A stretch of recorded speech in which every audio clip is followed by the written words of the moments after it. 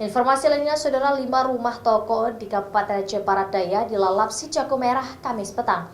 Tak ada korban jiwa dalam peristiwa kebakaran hebat itu, namun kerugian ditaksir mencapai ratusan juta rupiah. Beginilah kondisi lebaran hebat yang terjadi di Kabupaten Aceh Barat Daya, Kamis petang. Dari video amatir warga setempat terlihat panik dan berhamburan karena kobaran api sangat cepat membesar dan menyebar menghanguskan 5 unit rumah toko atau ruko.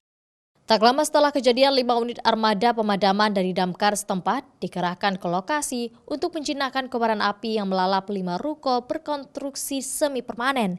Namun sebagian isi ruko tak dapat diselamatkan pemilik dari lalapan si jago merah.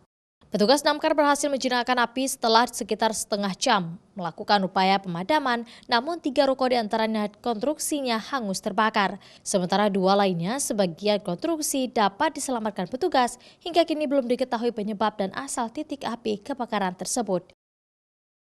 Raja Umar, Kompas TV, Aceh Besar.